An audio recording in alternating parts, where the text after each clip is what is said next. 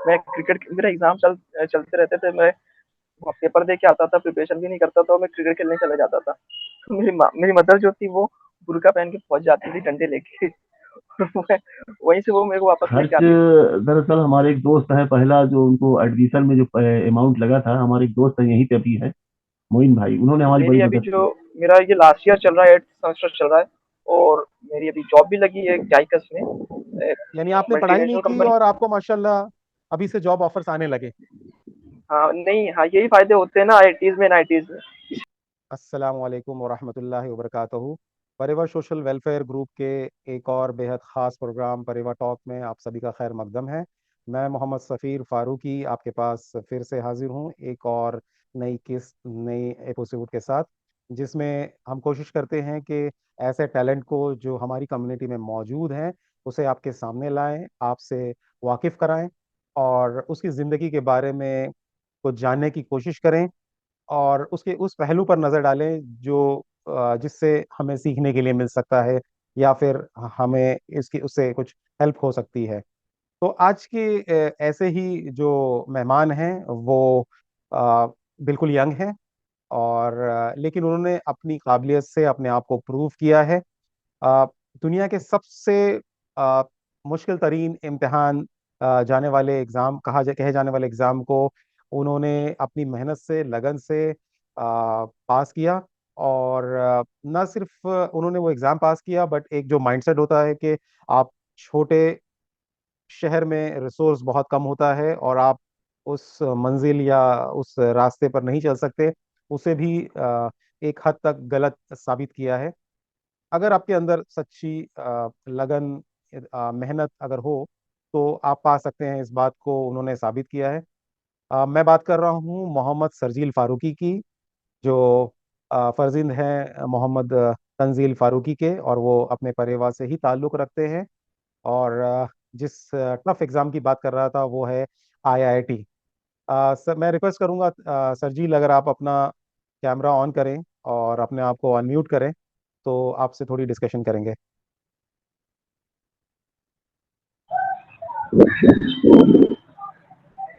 अस्सलाम वालेकुम। वालेकुम अस्सलाम वरहमतुल्लाहि वबरकातुहू। और खैरियत है? जी अल्हम्दुलिल्लाह, मैं बहुत खैरियत से हूँ और बहुत खुशी हुई आपसे मिलके। आपसे हमने रिक्वेस्ट की और आपने वक्त निकाला। कोशिश थी कि रात में करें, लेकिन आई थिंक नेटवर्क का थोड़ा इशू था, इसलिए हम लोग इस जो एपिसोड है इसको डे में कर रहे हैं। और अल्हम्दुलिल्लाह यानी ये हो पा रहा है। इस वक्त आप कहाँ पर हैं, गांव में हैं या अभी कहीं और हैं? नहीं, अभी मैं इस टाइम पे मुंबई में हूँ, कल्याण में। माशाल्लाह माशाल्लाह। और जिन लोगों को नहीं पता है, सरजील माशाल्लाह आईआईटी भोपाल के एक स्टूडेंट हैं। और जैसा कि मैंने बताया, आईआईटी हिंदुस्तान की one of the best institute में जिसका शुमार होता है। अ, दुनिया के 7वें सबसे बड़े मुल्क में सिर्फ और सिर्फ 23 ऐसे इंस्टीट्यूट हैं इस वक्त, जिसके लिए तकरीबन 15,000 या 30, आई डोंट नो, 15,000 या 16,000, मुझे करेक्ट करना अगर मैं रॉन्ग हूँ, सीट्स अवेलेबल होती हैं। और पूरे हाँ, हाँ, हिंदुस्तान अप्रॉक्स से, इतनी ही है। जी, और पूरे हिंदुस्तान से सिर्फ इन 15,000 सीट्स के लिए तकरीबन 9 लाख स्टूडेंट्स, 9 से 10 लाख स्टूडेंट प्रिपेयर करते हैं। तो ये वाकई में बहुत ही मुश्किल तरीन इम्तिहान होता है। और माशाल्लाह तंजीज आपके साहबजादे सरजील, वो उन मेहनतकश और मैं कहूँगा बच्चों में हैं जिन्होंने ना सिर्फ उसे क्रैक किया, अ, बल्कि अब वो अपने पढ़ाई के आखिरी पड़ाव में भी हैं। तो सरजील, सबसे पहले तो मैं आपसे ये पूछूंगा कि आपका आपका बैकग्राउंड क्या है। आप थोड़ा तारुफ करें कि आपका बचपन कहाँ गुजरा, और के बाद में फिर स्कूलिंग पर आएंगे। जी, बिल्कुल, बिल्कुल, इंशाल्लाह। और पहली बात तो मैं परेव नारायणपुर से मैं ताल्लुक़ रखता हूँ। मेरी पढ़ाई जो है 12th तक मेरी 10th तक, सॉरी, वहीं पे हुई है। लाल गोपालगंज में एक स्कूल है, प्रयाग पब्लिक स्कूल करके। सीबीएसई बोर्ड है वो, central board of secondary education affiliated है। तो मेरी 10th तक की जो एजुकेशन थी वहीं पे थी। और मैं करीब 10th में 93.1% लेके आया था। तो वहाँ से वो मेरी लाइफ थोड़ी चेंज हुई थी, कितना, थोड़ी। नहीं नहीं, कितना कहा आपने? 93.1। 93%? यस। हाँ हाँ, 10th में। माशाल्लाह। जी जी हाँ, जी। वो मैं स्कूल के टॉप बच्चों में था मैं, जो माशाल्लाह।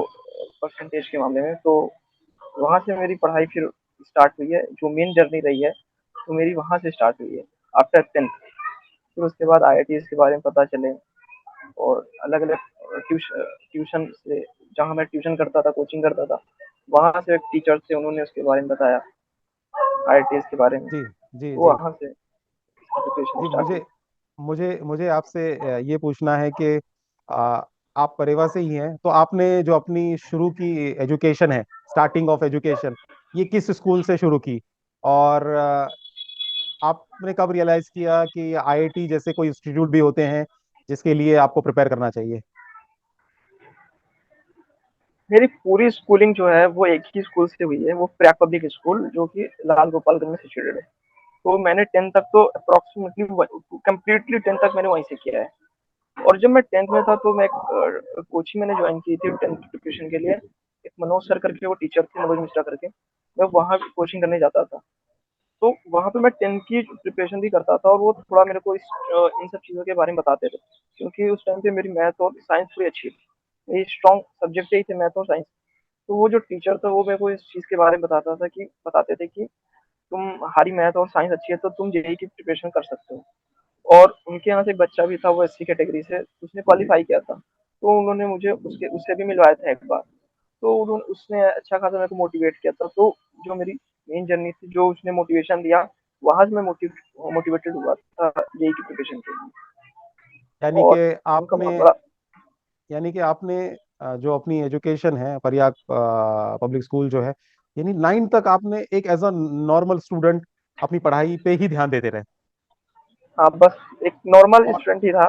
और जी वहीं पे जी। मेरा खेलना कूदना सब कुछ हम वही करते थे। बस एग्जाम के टाइम पे पढ़ लो, वही होता था हमारे साथ। वो जो मेन जर्नी थी वो 10th से स्टार्ट हुई, जब मैंने वो कोचिंग के जो सर थे वो मेरे को मिले। तो उन्होंने जो मोटिवेट किया, तो उसके बाद से फिर थोड़ा पता चला कि हाँ, लाइफ में आईआईटी जैसी भी चीजें होती हैं, एम्स भी जैसी चीजें होती हैं। नहीं, उससे पहले तो हमें पता ही नहीं था कि आईआईटी क्या होती है। बस ये था कि पढ़ना है। जी जी। मैं ये बताना चाहता हूँ कि आईआईटी जो है, क्योंकि ये one of the reputed organisations या फिर इंस्टीट्यूट्स होते हैं, इसके लिए लोग आज के वक्त में 7 स्टैंडर्ड से ही अपने बच्चों को कोचिंग क्लासेस में दाखला देने लगे हैं। लोगों में इतनी अवेयरनेस है। लेकिन माशाल्लाह सरजील की ये खास बात लगी मुझे कि उन्होंने 9 स्टैंडर्ड तक एक सिर्फ और सिर्फ अपनी पढ़ाई पर ध्यान दिया। लेकिन सरजील, मुझे ये भी आपसे पूछना है कि ये जो आप स्टडीज कर रहे थे और उसके बाद में आपको एक अच्छे टीचर मिले, उन्होंने आपके टैलेंट को पहचाना कि आप काफ़ी फोकस और ब्राइट स्टूडेंट हो, और आपको सही डायरेक्शन दिया। लेकिन ये जो बुनियादी बेसिक एजुकेशन होती है, इसमें आपको किसने बहुत सपोर्ट किया कि आपको पढ़ना है और एक रास्ते पे जाना है, और डेफिनेटली कोई ना कोई टैलेंट आइडेंटिफाई करता है, तो उसमें किसने आपको हेल्प किया आपके घर में? इस पे अगर मैं बात करूँ, बचपन से लेके मेरी इस टाइम तक, मेरी मदर से थी, वो जो सब कुछ देखती थी, वही ट्यूशन वगैरह को करती थी। उसके बाद फिर मेरे फादर जो थे वो बहुत ज्यादा मोटिवेट करते थे। वो सऊदी में रहते थे, वो फिर भी मेरे को कॉल पे हमेशा समझाते रहते थे, ये करो वो करो, ऐसे पढ़ो वैसे पढ़ो। तो वो उनका ज्यादा इसमें हाथ था कि मेरे दिमाग में इस तरीके से उन्होंने भर दिया था कि बस पढ़ना ही पढ़ना है। और वो बहुत ज्यादा स्ट्रिक्ट भी थे इसके लिए कि, और हमेशा समझाते रहते थे कि अ, पढ़ना है, पढ़ाई से ही आप आगे बढ़ सकते हो, वरना हम मिडिल क्लास लोग हैं। तो और बाकी बहुत सारे कोचिंग मैंने किए थे। मैं एक टीचर थे हमारे परेवा की, महमूद सर करके थे, उन्होंने मेरे को 5th तक ट्यूशन पढ़ाया। फिर उसके बाद एक दो और टीचर थे, तो मैंने उनसे पढ़ी। फिर उसके बाद मैं 9th तक खुद से ही पढ़ता था। 7th 8th में मैं कहीं कोचिंग नहीं ज्वाइन किया। फिर 9th में एक जगह ज्वाइन किया था। फिर उसके बाद 10th में मेरे को आके ये मनोज सर मिले, इनके बारे में पता चला। तो फिर मैं यहाँ से जब ज्वाइन किया, तो फिर उन्होंने थोड़ा मोटिवेट किया और बताया आईआईटीज के बारे में, आईआईटीज क्या है। और तब तक मैं उस स्टेज पे आ गया था कि, क्योंकि अब 10th के बाद तो कुछ ना कुछ एक स्ट्रीम लेनी होती है, या तो आप बायोलॉजी से जाओगे, आप मैथ से जाओगे, या कॉमर्स साइड जाओगे। तो मेरी मैथ अच्छी थी, तो उन्होंने बताया कि तुम आईआईटी की प्रिपरेशन कर सकते हो, वो इंडिया का रेप्यूटेड कॉलेज है। तो उस हिसाब से फिर मैं अपने आप को फोकस किया, और मोटिवेटेड। जब आप कहते हैं आपकी मैथ्स अच्छी थी और साइंस अच्छा था, तो मैथ्स में कितने मार्क्स आ जाते थे आपके? मैथ्स में मेरे 10th में आए थे अप्रोक्सीमेटली 98 मार्क्स आए थे। Out of out of 100। 100। 100? माशाल्लाह। ओके, यानी ये जो आपका सिलसिला है 10th में, 9th में, 8th में, यानी आपका मैथ्स काफी अच्छा था इसमें। हाँ, मैथ्स अच्छा था अल्हम्दुलिल्लाह। मैथ्स और साइंस दोनों अच्छी थी। मेरे साइंस में भी 3 मार्क्स आए थे। 99 आया था शायद से। लेकिन आपको, जैसा कि हर बच्चों को होता है, आप यंग एज में उतना रियलाइजेशन नहीं होता है, तो आपको डिस्ट्रक्शन नहीं होता था पढ़ाई में कि मुझे, ठीक है घर वाले बोल रहे हैं, उनका तो काम ही है बोलना कि बस पढ़ाई करो, क्योंकि हम लोग तो आपसे सीनियर हैं, लेकिन हमको भी पता है कि पेरेंट्स का एक ही काम होता है, पढ़ाई करो बेटा पढ़ाई करो। लेकिन यंग एज में एक डिस्ट्रक्शन भी बहुत ज्यादा होता है, नहीं मुझे पढ़ाई तो साइड बाय साइड चलती रहेगी। तो आप कैसे, क्या डिस्ट्रक्शन होता था और आप कैसे उस चीज को बचा के नहीं रखते थे? नहीं, डिस्ट्रैक्शन तो बहुत ज़्यादा होता था। इसमें मेरे पेरेंट्स का बहुत बड़ा हाथ है। मैं क्रिकेट मेरा एग्ज़ाम चलते रहते थे। मैं पेपर दे के आता था, प्रिपरेशन भी नहीं करता था और मैं क्रिकेट खेलने चला जाता था। तो मेरी मदर जो थी वो बुर्का पहन के पहुँच जाती थी डंडे लेके। मैं वहीं से वो मेरे को वापस लेके आती थी और बैठाती किताब लेके। तो वो थोड़ा एक पॉइंट था जहाँ पे मैं थोड़ा डिस्ट्रैक्ट हो जाता था, डिस्ट्रैक्शन होता था। लेकिन मेरे पेरेंट्स का बहुत बड़ा हाथ है। आज जो भी हूँ उनकी वजह से अल्हम्दुलिल्लाह, और अल्लाह का फज़ल है। आप क्रिकेट खेलने के बड़े शौकीन थे, यानी क्रिकेट को हाँ, फॉलो भी करते थे, क्रिकेट मैचेस को, या सिर्फ खेलते थे? और अभी भी करते हो नहीं फॉलो? खेल नहीं, अभी भी फॉलो करता हूँ। खेलता भी था और देखता भी बहुत। माशाल्लाह जी, ठीक है। यानी इसमें पेरेंट्स जो थे वो आपके काफी फोकस थे, और उन्होंने उन्होंने ये इंश्योर किया कि आप उस ट्रैक पर बने रहें, जहां से सही मंजिल या सही रास्ता आपको मिले। लेकिन इसके बाद जब आपने आपके टैलेंट को आपके जो टीचर थे, जो उन्होंने पहचाना और आपको किसी से इंट्रोड्यूस कराया, जहां आपको पता चला कि आईआईटी जैसे ऑर्गेनाइजेशन के लिए प्रिपेयर किया जा सकता है, फिर क्या हुआ? फिर उसके बाद में आपने कैसे ये चीज अपने पेरेंट्स को बताई, या पेरेंट्स को पहले से पता था? किस तरीके से हुआ? नहीं, मेरे फादर को तो पता था क्योंकि वो थोड़ा एजुकेटेड हैं। उनको पता था आईआईटीज़ क्या होते हैं। लेकिन मेरी मदर्स को इतना उसके बारे में कोई नॉलेज नहीं थी। बट वो ये तो चाहती थी कि मेरा बच्चा आगे बढ़े, पढ़े। तो मेरे फादर वो जो मेरे ट्यूशन के जो टीचर थे, मैंने उनसे मिलवाया था मेरे फादर को। तो उन्होंने, वो जो सर थे, उन्होंने बताया कि आई आपका बच्चा कि आपके बच्चे की मैथ और साइंस काफ़ी अच्छी है, तो ये जेईई की प्रिपरेशन कर सकता है। तो उन्होंने बता फिर मेरे फादर ने मेरे को बोला कि अगर आईआईटी की तैयारी करनी है, वही टीचर ही थे जो बताया कि उन्होंने 2 ऑप्शन दिया था मेरे को कि एक कानपुर में भी जेईई की तैयारी बहुत अच्छी होती है प्रिपरेशन, और कोटा में भी तो अलग ही लेवल की होती है। वो तो इंडिया के टॉप लेवल में आता है वहाँ की प्रिपरेशन। ये था कि वहाँ आप या तो कानपुर से प्रिपरेशन कर लो या तो कोटा से कर लो। तो मेरे स्कूल के 2-3 क्लासमेट्स थे, फ्रेंड्स थे, तो वो कोटा ही जा रहे थे। तो उन्होंने बोला चलो कोटा ही चलते हैं, कानपुर सही नहीं लग रहा है, फीस उतनी ही देनी है तो अपन टॉप लेवल से ही करते हैं। बाद में ये ना हो कि कोटा जाते तो शायद बेहतर हो जाता। तो फिर वहीं से फिर मेरा हो गया। मेरे कुछ दोस्त थे, 2-3 दोस्त थे, वो भी गए थे मेरे साथ कोटा। तो हम 3-4 लोग साथ में फिर कोटा ही गए, 10th के बाद ही चले गए। जी तो जी। मेरी 11th-12th की पढ़ाई फिर वहीं से मैंने प्रिपरेशन किया था जेईई की। तो जब आपने डिसाइड कर लिया, आपके पेरेंट्स, वालिद साहब ने भी एग्री कर लिया, इसमें आपकी वालदा का क्या रिएक्शन था? यानी वो एक बच्चा जो तकरीबन, मैं कहूँगा कितनी, 17, 16, 17 ईयर का एज होती है, उस एज में उसे कहीं बाहर भेज देना ताकि अपने घर से दूर, क्या रिएक्शन था उसमें?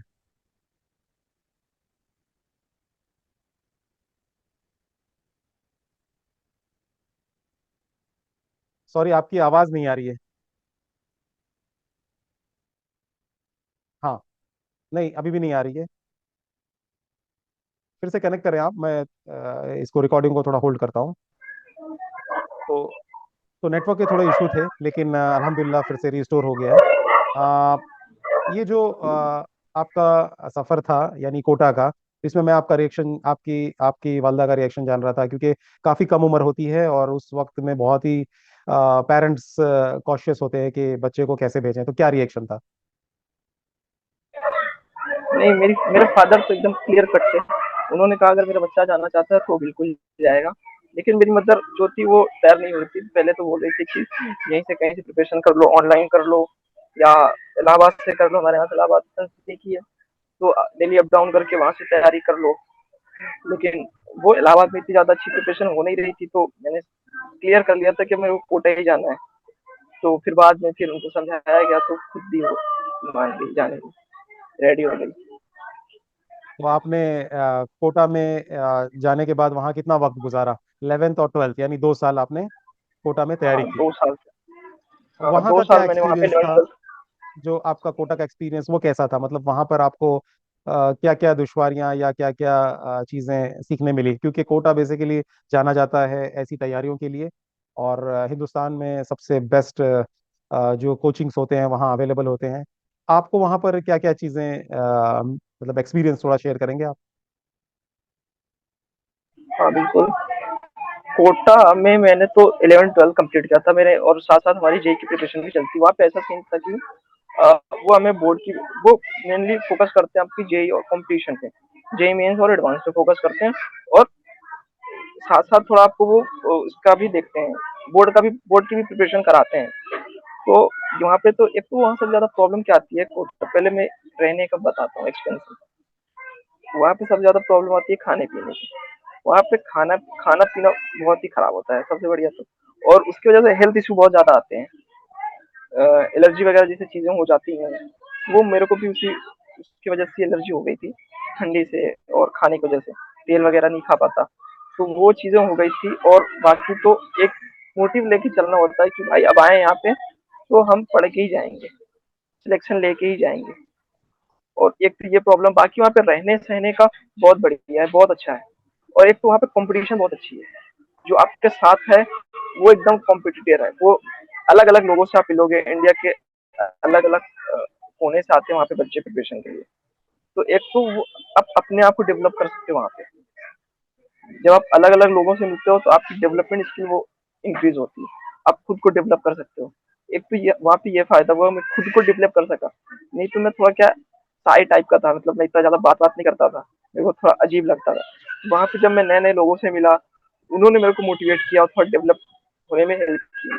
तो फिर वहाँ एक तो सबसे अच्छी चीज आई कि मैं अपने आप की डेवलपमेंट स्किल, स्पीकिंग स्किल में अपनी डेवलप कर सका। एक तो ये था, और दूसरा ये था कि मेरा 11 ट्वेल्थ का जो सिलेबस था वो बहुत अच्छा कवर अप हो गया। मतलब ये था कि अगर जेई नहीं भी होता तो 11 ट्वेल्थ जो मैंने पढ़ा वो बहुत अच्छे से हो गया मेरा। 11 ट्वेल्थ का जो सिलेबस मैं था वो मैं बहुत मैं अच्छा थोड़ा कवर। इंटरप्ट करूंगा। ये जेई मेंस जो आप कह रहे हैं ये क्या होता है? थोड़ा एक्सप्लेन करेंगे सिंपल टर्म्स में। जेई मेंस यानी जेई आप तो मेन, आईआईटी की तैयारी के लिए गए थे, लेकिन ये जेई मेंस क्या होता है? ये आईआईटीज क्या होते हैं एक्चुअली, आईआईटीज गवर्नमेंट कॉलेज होते हैं। इनमें आपको एंट्रेंस या एडमिशन चाहिए तो आपको जेई का पेपर देना होता है। ये ज्वाइंट एंट्रेंस एग्जामिनेशन होता है जो गवर्नमेंट इसको कंडक्ट करवाती है। ये इसको गवर्नमेंट कंडक्ट करवाती है। तो आप इसमें जब आप कैपेबल हो जाओगे, पास हो जाओगे, क्लियर कर लोगे, तभी आपको शॉर्टलिस्ट होगे, तभी आप जेई में जाके जो कॉलेजेस हैं, आईआईटीज, एनआईटीज, ट्रिपल आईटीज, इसमें आपको कॉलेज एडमिशन हो पाएगा। वरना आप उसमें डायरेक्ट एडमिशन नहीं ले सकते हो। आपको इन कॉलेजेस में एडमिशन लेने के लिए आपको जेई क्लियर करना ही पड़ेगा। तो तो इन ये एग्जाम्स में होता है। तकरीबन जो मैं कह रहा था 9 लाख 10 लाख बच्चे ये इस एग्जाम की तैयारी करते हैं। हाँ, इसमें 9 से 10 लाख और ज्यादा भी हो जाते हैं, करीब करीब 12 लाख के आसपास भी हो जाते हैं। 12 से 13 लाख भी पहुंच जाते हैं। अच्छा, ओके पिछले के ओके। पिछले साल तो 12 के आसपास पहुंच गए थे। और रैंकिंग कहाँ तक जाती है इसमें जो पास होते हैं? और आपकी रैंकिंग कितनी थी इसमें? अभी तो इसमें पहले क्या सीन था, पहले इसमें रैंकिंग देता था। पहले इसको सीबीएसई, जो सीबीएसई बोर्ड है, central board of secondary education, वो कंडक्ट करवाता था 2018 से पहले। लेकिन 2018 के बाद एक एजेंसी आ गई थी, नेशनल टेस्ट एजेंसी करके, एनटीए करके। वो सारे पेपर जो जेई के हो गए, नीट के हो गए और कैट वगैरह हो गया, वो सारे पेपर वो एनटीए कंडक्ट करवाती है। तो पहले क्या था कि वो नंबर देते थे। आपका 360 का पेपर होता था जेई मेंस का, उसमें से टोटल आपके कितने नंबर आए उस बिहाफ पे आपके रैंकिंग आती थी। लेकिन अभी इन्होंने क्या किया, अभी ये चेंज करके आपको ये परसेंटाइल देते हैं कि आप कितने परसेंटाइल के तरीके से, मतलब ये होता है कि आप कितने परसेंट बच्चों से आगे हैं। जैसे मेरा परसेंटाइल था 97.5 परसेंटाइल। तो इसका मतलब ये हुआ कि मैं जितने बच्चों ने पेपर दिया था, मैं उनमें से 97.5% बच्चों से आगे था। तो ये सीन हो गया अभी। और पहले क्या था कि पहले डायरेक्ट आपकी रैंक आ जाती थी, कितनी भी रैंक है, 18,000, 10,000, 1 2 कितनी भी, और डायरेक्ट रैंक बताते हैं। लेकिन अभी क्या कर दिए हैं, 2018 के बाद से वो परसेंटाइल बताएंगे आप, कि आपके कितने परसेंटाइल आए हैं, कितने बच्चों से आप आगे हो। अब थोड़ी रिलेटिव मार्किंग होने लगी है। पहले क्या डायरेक्ट मार्किंग होती थी, आपके नंबर कितने हैं, 360 में से 300 आए हैं, तो वो डायरेक्ट आ जाता था जैसे टॉपर के। लेकिन अभी क्या हो गया, जैसे अब पेपर होने लगा जेईई मेंस का 300 का, 300 का पेपर होने लगा। अभी इसमें जैसे किसी बच्चे ने 300 में से 280 नंबर लेके आए, तो ये जो 280 नंबर आए ना, ये 100% माना जाएगा। जी जी अब जी जी। इनके, हाँ, अब ये 100% माना जाएगा। अब इनके बिहाफ पे जो बाकी परसेंट, जब बाकी बच्चों का होगा, उनकी परसेंटाइल निकाली जाएगी। तो तो ये रिलेटिव अगर मार्किंग। मैं सीधे सीधे लफ्जों में कहूँ तो 10 लाख बच्चों ने अगर पार्टिसिपेट किया तो आप तकरीबन तकरीबन 9 साढ़े 9 लाख या 9.5 लाख बच्चों से आगे थे। हाँ हाँ, बोल सकते हैं। जी जी माशाल्लाह, ये तो 97% कहा आपने।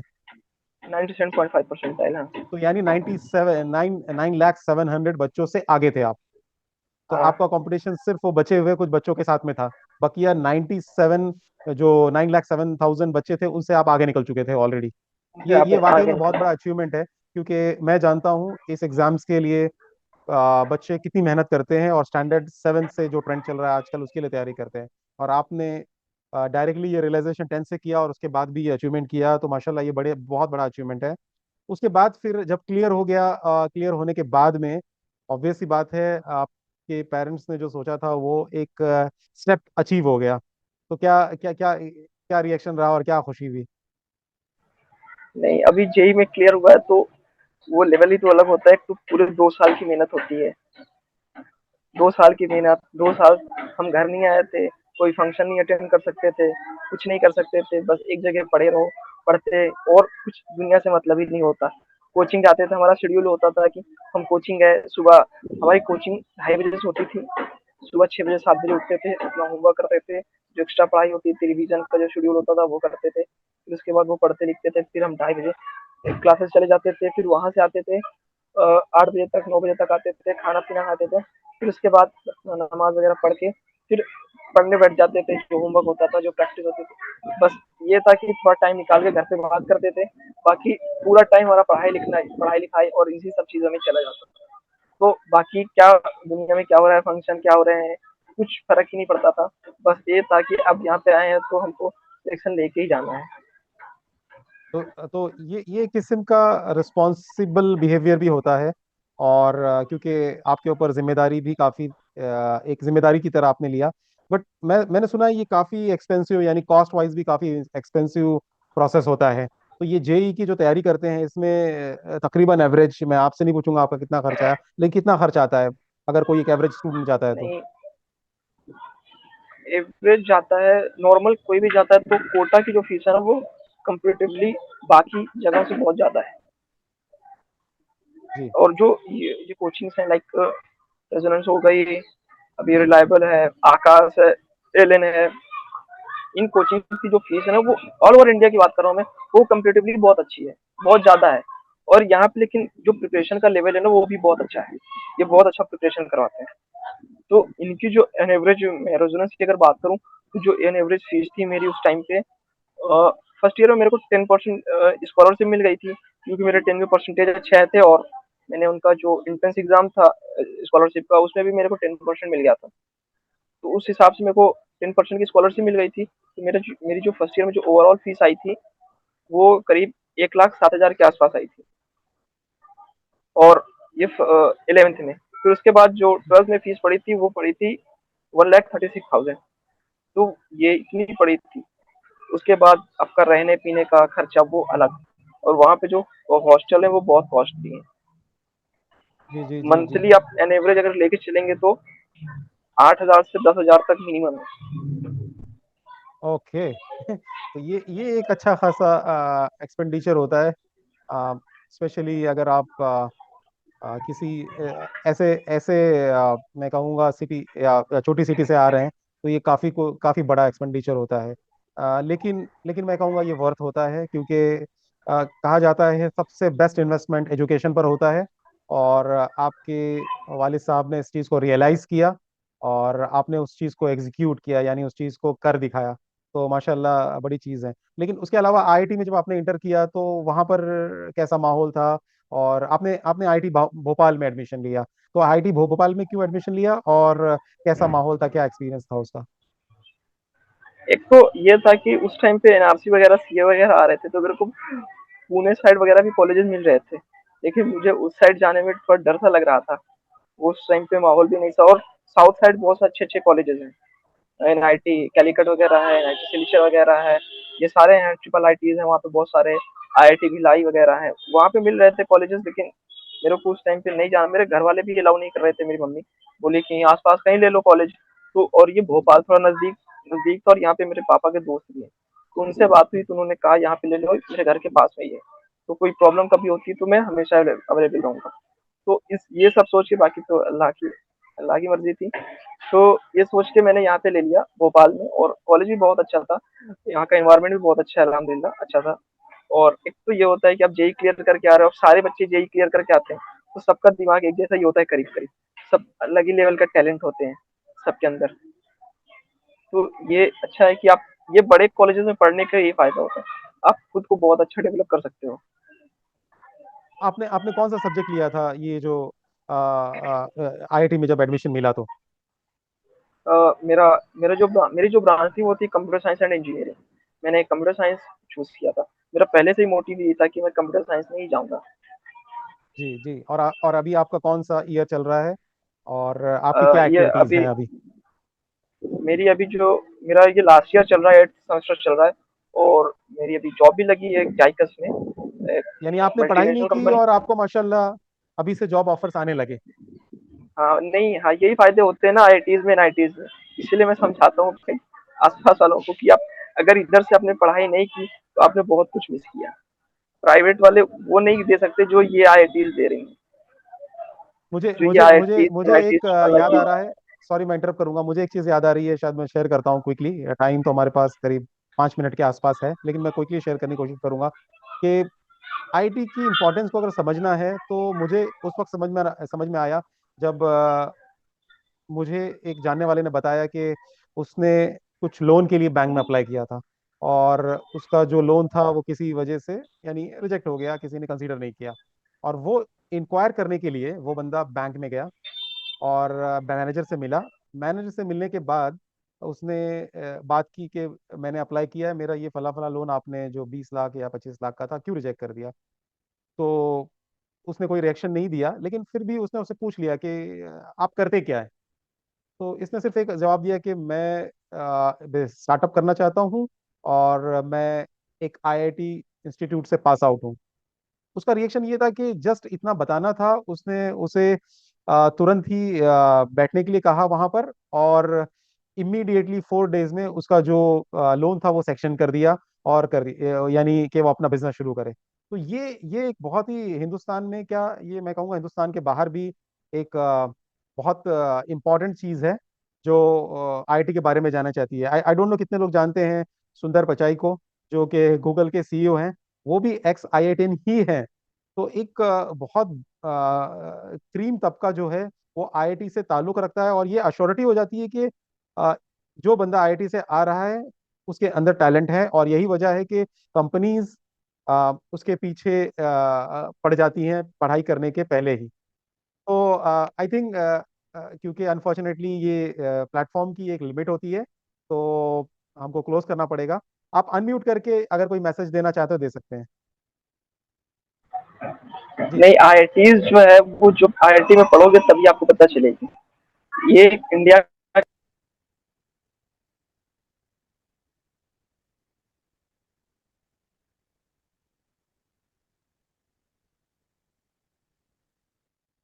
No worries. I think mute हो चुके हैं आप, अनम्यूट कीजिए।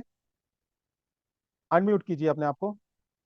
नो, आई थिंक सरजील इस वक्त अपने परमानेंट रिहायशी जगह पर नहीं है, और वो मुंबई आए हुए हैं। और थोड़ा अस्सलाम वालेकुम रहमतुल्लाहि वबरकातुहू। तो सरजील से हम लोग बात कर रहे थे, लेकिन नेटवर्क का इशू था और पूरी बात नहीं हो पाई। खैर उन्होंने काफ़ी हाँ। इन्फॉर्मेशन दी। उसके बाद हमने ये सोचा कि क्यों ना उनके वालिद साहब जो इस वक्त सऊदी अरबिया ताइफ में मौजूद हैं, उनसे भी बात की जाए, क्योंकि सरजील ने काफी जिक्र किया था जो मुकाम अभी उन्होंने इंजीनियरिंग में हासिल किया है, उसके पीछे बहुत बड़ा हाथ उनके वालिद साहब का भी है। और वो इस वक्त मौजूद हैं अल्हम्दुलिल्लाह हमारे साथ। मैंने रिक्वेस्ट की अगले दिन और वो हाजिर हो गए। तो तंजील साहब कैसे हैं आप?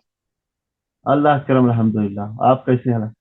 जी जी अल्हम्दुलिल्लाह, बहुत बहुत शुक्रिया आपका, आपने आपका वक्त दिया और ऑफिस के बीच में थोड़ा टाइम निकाला। मैं भी इस वक्त ऑफिस में मौजूद हूँ, लेकिन मैंने सोचा ये पूरा कर ही लेते हैं और साथ में दोनों को कंबाइन करेंगे ताकि लोगों को दोनों तरफ से, यानी हाँ हाँ। जो जिस बच्चे ने इतनी मेहनत की है वो, और उसके पीछे किसका हाथ है उससे भी बात करेंगे। तंजील, सॉरी, सरजील मुझे कह रहे थे कि अब्बा बार बार मोटिवेट करते थे फोन करके करके करके, तो मुझे यही ख्याल आया कि आपसे बात करूं। आपको कैसे पता चला आईआईटी के बारे में? नहीं नहीं, दरअसल आईआईटी तो मुझे, हम भी पढ़े हुए हैं, तो हम लोग जब इंटर में थे तो उसी वक्त हमको पता था आईआईटी का। क्योंकि हम लोगों के जी। क्वेश्चन, हम जो बुक पढ़ते थे उसमें लिखा रहता था सामने कि ये फला ईयर में आईआईटी का क्वेश्चन है ये। और जब अच्छा। दरअसल जब संगीत हमारा पढ़ रहा था तो ये जब टेंथ का इसका एग्जाम 94.6% इसका मैंने जब देखा ना, तो खुशी के साथ साथ मुझे ये तो दिमाग दिमाग जहन में मेरे आ गई बात कि इंशाल्लाह मेरा बेटा कुछ ना कुछ तो अब आगे, या तो नीट की तैयारी कराते या हम आईआईटी या की तैयारी कराते इंशाल्लाह। माशाल्लाह, समझे ये ना? बहुत रेयर होता है कि अक्सर पेरेंट्स को पता नहीं होता है कि क्योंकि सबसे, या तो टीचर या तो पेरेंट्स, ये दो लोग ही होते हैं जो जानते हैं। और हम्म। आपने इस चीज को मतलब इमिडिएटली सही डायरेक्शन में डालने के लिए बच्चों को बता दिया, वो बहुत बड़ी चीज है। लेकिन आईटी में डालना एक चैलेंज होता है, क्योंकि फिर घर से दूर भेजना, बच्चे की उम्र 15 साल 16 साल है, तो इसका आपको डर नहीं लगा कि अभी मैं इतनी कम उम्र में बच्चे को सीधा गांव से उठा के बाहर भेज दूं मैं? नहीं नहीं, डर तो मुझे भी लगता था और इनकी अम्मी को भी बहुत डर लगता था। लेकिन इनके दो तीन साथी थे और ये मतलब साथियों के चक्कर में कि हमारे साथी जो हैं वो जा रहे हैं तो अब हम भी जाना चाहते हैं। तो जी जी। कोशिश किए थे कि कोई गांव का लड़का चला जाए साथ में। इनकी अम्मी बहुत कोशिश की। फ्यूचर के लिए उसको भेजना जरूरी है। हाँ, तो मैं सोचा ये कोटा इनको जाना जरूरी है, और ये खुद भी माशाल्लाह इनकी जहनीत थी। इनके जहन में हम्म। था कि हम कोटा जाएंगे। और जब इनका लेकिन मैंने मार्क 94%, तो मैं बिल्कुल ही एकदम वो हो गया था कि इंशाल्लाह ये कुछ ना कुछ एग्जाम क्रैक करते। जी जी, उन्होंने तो कर दिखाया माशाल्लाह। लेकिन कोटा माशाल्लाह कर जाना दिखाया। ना सिर्फ एक छोटे बच्चे को बाहर भेजना होता है, उसमें खर्च वगैरह भी बहुत आता है। तो आपको हाँ, वो जो बोझ था वो भी आपने अपने आप को कैसे तैयार कर लिया? खर्च दरअसल हमारे एक दोस्त है, पहला जो उनको एडमिशन में जो अमाउंट लगा था, हमारे एक दोस्त है यहीं पे अभी है, मोइन भाई, उन्होंने हमारी बड़ी मदद की। एक बार में माशाल्लाह। अमाउंट उन्होंने, हाँ, मतलब जो जी जी। पहला अमाउंट था वो काफी बड़ा था, तो उन्होंने मदद की थी हमारी। मतलब ये जो हाँ कहावत है कि सबसे बेस्ट इन्वेस्टमेंट जो होता है एजुकेशन में, तो उस चीज को आपने काफी अच्छे से समझ के रखा और उस चीज को इम्प्लीमेंट भी किया, और नहीं, हमने माशाल्लाह उसका रिजल्ट भी मिल रहा है। दरअसल मैंने भी उस चीज को झेला है ना। हम भी माशाल्लाह पढ़ने में, गांव में जब पढ़ते थे तो हम भी ठीक ठाक थे पढ़ने में माशाल्लाह। लेकिन माशाल्लाह। ये, हाँ, तो मनी प्रॉब्लम की वजह से हम नहीं पढ़ पाए। जी जी जी हमने वो अपने बच्चों पे नहीं आने दिया। हमने कहा कुछ भी हो जाए, हम कुछ भी करेंगे, कुछ भी कुर्बानी देंगे, लेकिन इनको हम पढ़ाएंगे इंशाल्लाह, जो भी खर्चा जी। आएगा। लेकिन आप तो, ये मैंने जहां तक मुझे इल्म है, आप काफी सालों से, यानी सऊदी अरब में कितने सालों से हैं तकरीबन? 25? तकरीबन 30 साल हो रहा है।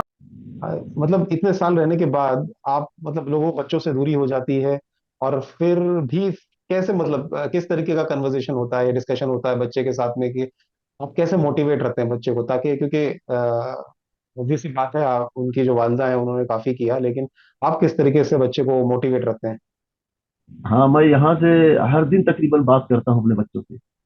अच्छा। हर दिन उनको ये मतलब मोटिवेट करते रहता हूँ कि यार तुम पढ़ो बस, तुम अपना काम करो और बाकी किसी चीज का टेंशन न लिया करो, पैसे वैसे का। जी वो जी मेरा। जी जी। और माशाल्लाह हर दिन, माशाल्लाह। यहाँ तक अभी भी मैं पूछते रहता हूँ यार, जो तुमको प्रोजेक्ट मिले हैं या जो कुछ भी है वो तो कर रहे हो कि नहीं कर रहे हो, हर दिन मैं तकरीबन पूछते रहता हूँ। आप तुम अपनी अपना पढ़ाई। आप जी, आप अपना एक्सपीरियंस भी शेयर करते हैं, आपका जो लाइफ का एक्सपीरियंस है, वर्क हम एक्सपीरियंस है। बताते रहते हैं कि हम इस तरह से स्ट्रगल किए हैं पढ़ाई के दौरान।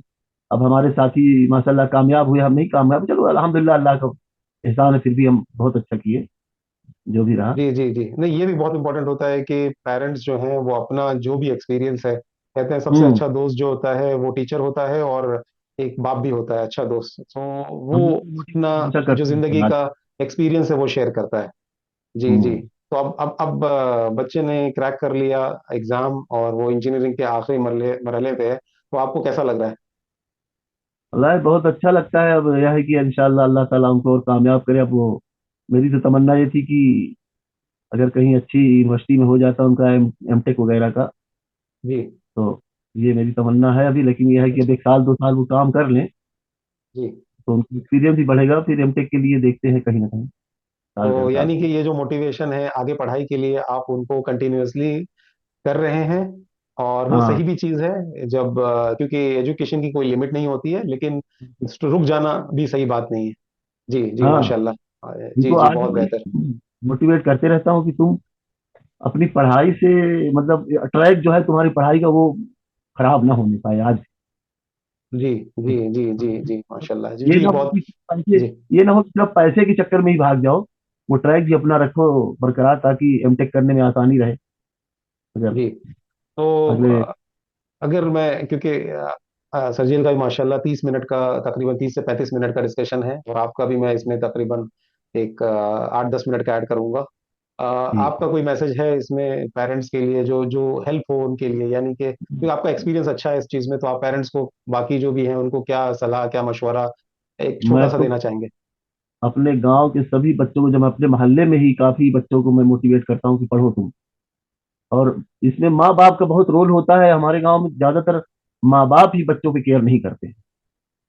और बिलखुसूस माँ, क्योंकि हमारे गांव के ज्यादातर बच्चे जो है सऊदी में है। और बच्चे घर से निकलते हैं तो माँ को ये पता होना चाहिए कि कहाँ गए, इतनी देर से क्यों नहीं आए। तो वो जी माँ की जिम्मेदारी जो है वो बहुत बढ़ जाती है गांव में हमारे, खास करके, समझेगी नहीं। और जी इसमें जो जी है संजीव की अम्मी का ही मैं तो कहूँगा बहुत अच्छा रोल रहा, जो आज भी बच्चों को जो है एकदम इस तरह से रखती है कि वो कहाँ गए, अगर 1 घंटे के अंदर कहीं से नहीं आए, नमाज पढ़ने गए देर हो गई, तो उसमें वो फौरन केयर करने लगती है। तो जी ये जी क्योंकि जी हम लोग शौकीन हैं, और हम तो यही से मोटिवेट कर सकते हैं, बेटा तुम पढ़ो। इस तरह से हम पूछते रहते हैं सवाल, क्वेश्चन, फिजिक्स में कितना किया, केमिस्ट्री में कैसे चल रहा है। ये सब थोड़ा सा माँ बाप को भी पढ़े लिखे होना जरूरी है, लेकिन नहीं भी पढ़े हैं तो वो कम से कम बच्चों के ऊपर केयर करें।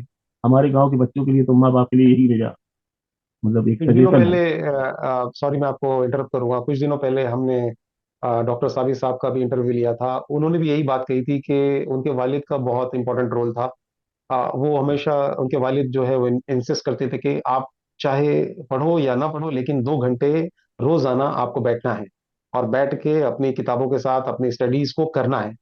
तो हम्म। माशाल्लाह एक फार्मूला मिलता जा रहा है कि किस तरीके से सक्सेस का फार्मूला है, और आप लोगों के एक्सपीरियंस के साथ ये शेयर होगा बाकी बच्चों के साथ, और इंशाल्लाह बाकी बच्चे भी इसमें कामयाबी हासिल करेंगे। जी मैं वही चाहता हूँ कि गांव के बच्चे, यहाँ मुस्लिम कम्युनिटी पूरी, उनके पेरेंट्स को मेन जो है वो देखना चाहिए। बच्चे जी, के इंशाल्लाह। साथ पेरेंट्स का ही मेन रोल होता है। अगर जी बच्चा, जी और दूसरी चीज़ है कि अगर बच्चा को, आपने बच्चे को देख लिया कि उसके अंदर ये एबिलिटी है, जैसे सर जी हमारे पढ़ते थे ट्यूशन जहां भी पढ़े गांव में, तो किसी ने ये नहीं कहा कि बच्चा पढ़ने में खराब है। और सबसे बड़ी चीज है दीन की तरफ। ये हमारे सर जी जो है बचपन से ही नमाज पढ़ रहे हैं माशाल्लाह, जी, समझे कि नहीं। ताकि मतलब ताकि वो एजुकेशन, भी इम्पोर्टेंट है कि बुराइयों से दूर रहे हाँ, इंसान। बुराई से दूर रहना बहुत जरूरी है बच्चों को। और ये बचपन में तो उनको समझ नहीं आता, जब थोड़ा समझदार होते हैं तो फिर वो पता लगा बिल्कुल ट्रैक से हट चुके हैं, समझे ना, ये चीजें हैं। जी तो हाँ, आई थिंक आपने काफी यानी अच्छी चीजें बताई, आपका एक्सपीरियंस शेयर किया। मैं इसको और ज़्यादा लंबा नहीं करूँगा, और यानी कि ये जो आपका, आपके साथ डिस्कशन है, ये काफ़ी इम्पोर्टेंट है, इसको सरजील के इंटरव्यू के साथ ऐड करूँगा, ताकि हमें दोनों तरफ से क्या थिंकिंग है वो सारी चीज़ें पता चल सके, और काफ़ी लोगों के लिए यूज़फुल हो सके। तो बहुत बहुत बहुत शुक्रिया आपका बहुत यहाँ आने के लिए और डिस्कशन करने के लिए। बहुत